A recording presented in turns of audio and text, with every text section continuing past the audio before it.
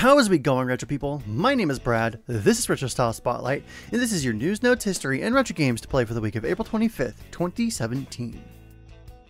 In ROM hacking and translation news, there's a really cool dub project going on for the Falcom JRPG Xanadu.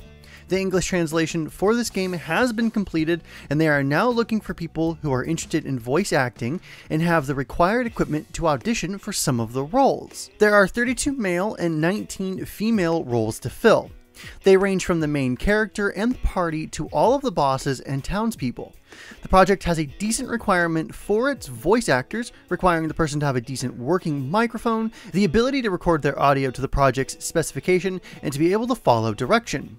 So unfortunately, if you have a $15 microphone, or just the microphone in your headset, it will most likely not be sufficient in the long run. The good news though, is the deadline for this is May 19th of 2017. So if you are wanting to really commit to this, and have the extra cash to buy some equipment, and are interested in dubbing and or voice acting, then you have some time to purchase what you need and figure out the software before the deadline. They've even stated that if you do have bad equipment or don't know where to start, you're not the most technically proficient person, then they're open to helping people out and accommodating people who do get chosen for the desired roles. When I was researching this topic, I actually auditioned myself. I'm not sure if I quite have the confidence for voice acting. I sure as hell do not consider myself an actor. However, I've been recording my voice since 2009, and I even used to be an internet DJ of all things. All of you in the comments of RSS and when I did the tutorials said you liked my voice. So that did kind of give me the confidence and inspiration to do this. I have the equipment and the technical skill to do this, so I did. I auditioned for 5 roles, but I would be happy just to voice 1 or 2 lines. I auditioned for the main role down to the narrator and final boss. Here are a few clips of my audition, and I might regret doing this, but please don't tear me to shreds and wish me luck. This is it. Kakos has nowhere to run. Look there, Lord Eros. That is the island of Ichthia. Forget about that boring cloud. What happened to getting back to the capital? We're going to have some fun for once. You hear me? Good wine, pretty girls.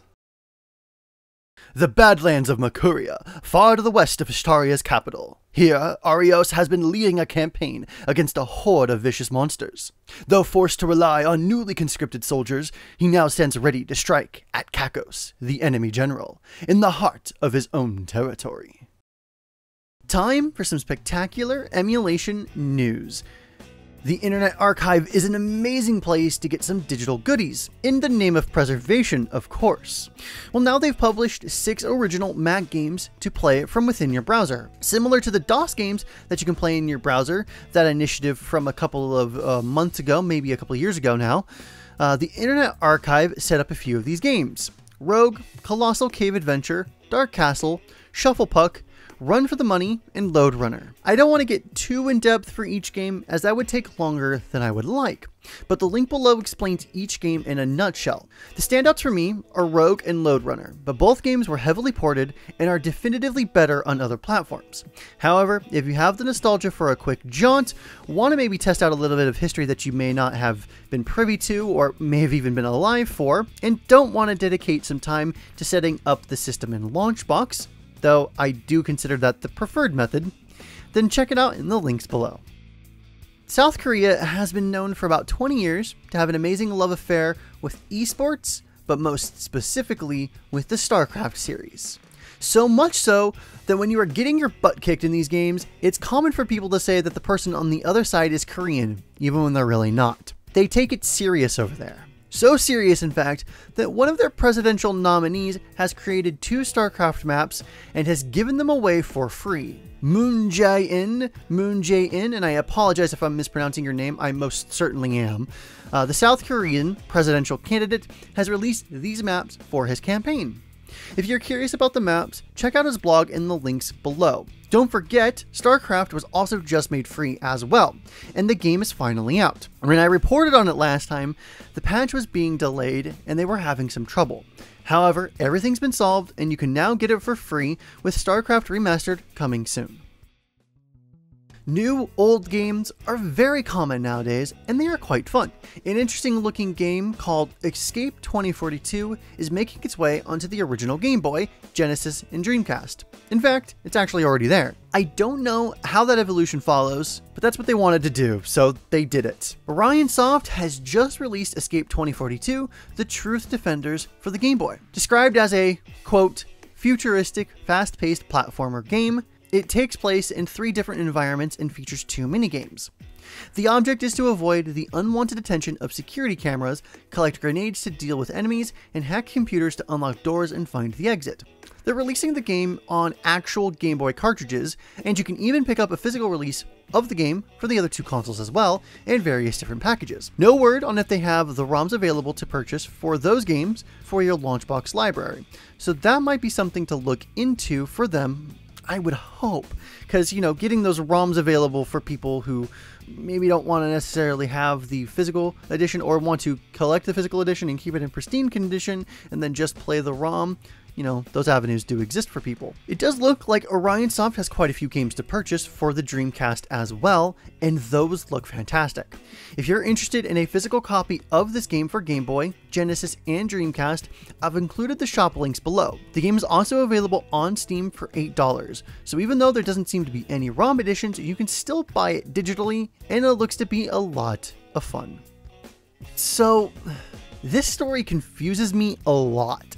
And I'm not going to spend a lot of time on it because I think it needs to be played blind to fully experience. However, John Watmuth and Peter Zakaris, I'm also probably so mispronouncing those names as well. I apologize, gentlemen. But they launched C-Dope about 2 years ago. And it is an amazing blend of puzzle game, an online community, and a role-playing interactive web toy that is the 1996 desktop of Eugene B. Hayes during a zombie apocalypse in Windows 3.1. This is no joke. That's the name, that's the premise, and is playable now, or quote-unquote playable. An actual FBI agent even had a lot of fun with it for an afternoon and helped them make it more authentic looking. How crazy is that? The name is fairly meaningless, and they're even wanting to turn this into something more, something like a game for the future. But for now, just enjoy it and check it out in the links below. And let me know what you think of this weird experiment in the comments below as well. Console hacks are not new, especially when you want to get a better signal out of them. A fantastic series to watch on that is the My Life in Gaming RGB Masterclass series of videos that has been going on for a few years now.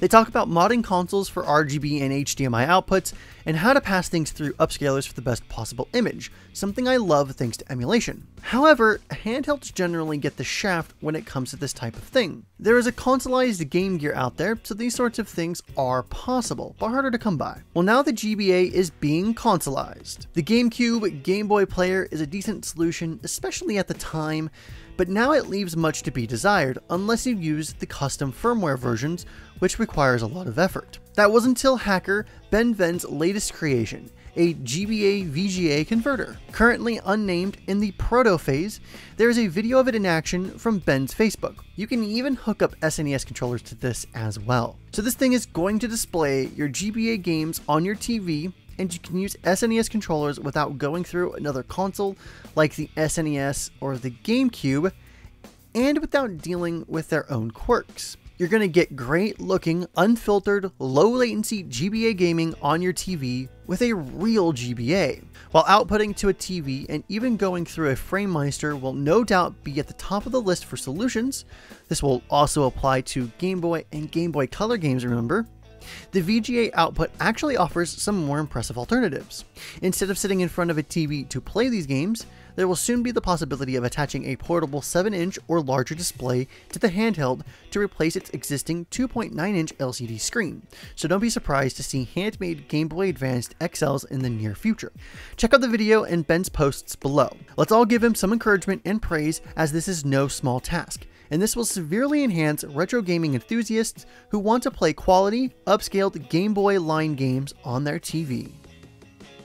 This month in 1990, Fire Emblem Shadow Dragon and the Blade of Light was released in Japan for the Famicom. Fire Emblem Shadow Dragon and the Blade of Light is a tactical RPG co-developed by Intelligent Systems and Nintendo Research and Development 1, and published by Nintendo for the Famicom home video game console in 1990. It is the first installment of the Fire Emblem series and the first to be developed for the platform. Following the journey of Prince Marth in a journey to reclaim his throne from the evil sorcerer Garnef and his master Medius, the gameplay revolves around tactical battles on grid-based maps, with defeated units being subject to permanent death. Beginning development in 1987, it was conceived by designer and writer Shozu Kaga. He wanted to combine the strategic elements of Famicom Wars with the characters and story of a role-playing video game. Kaga wanted to create a scenario where players would care about the characters in a similar way to an RPG. According to Kaga, while RPG games had strong stories but limited protagonists, tactical games had multiple characters but a weak story. Fire Emblem was his solution,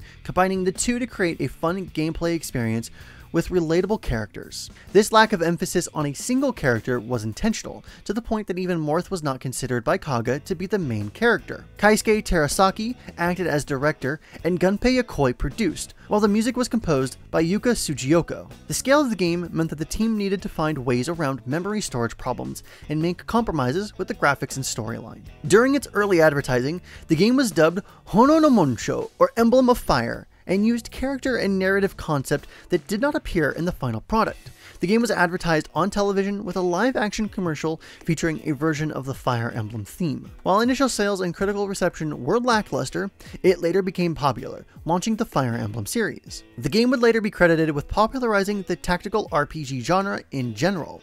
While never officially being released outside of Japan, there are fan translations available for this game.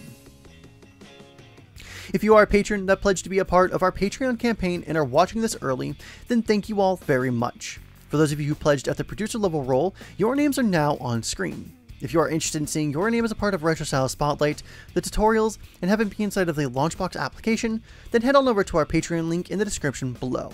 At just $2 a month, you can see content like RSS early, and at higher tiers, you start to unlock things like exclusive Discord server access, producer credits, and a personal hangout with the Launchbox team. Any dollar amount anyone pledges to our campaign is helping us create a better product, and we could not thank you all enough. So that was Retro Style Spotlight for the week of April 25th, 2017. All of the relevant links to everything you heard in this edition of RSS will be in the description below. Remember, you can sign up for a Launchbox forum account to interact with the community, moderators, and the Launchbox staff if you have any questions or would like to contribute to the project. If Launchbox has given you a beautiful library of games, then why not purchase a premium license of Launchbox for $20, which will get you big box and tons of premium-only features.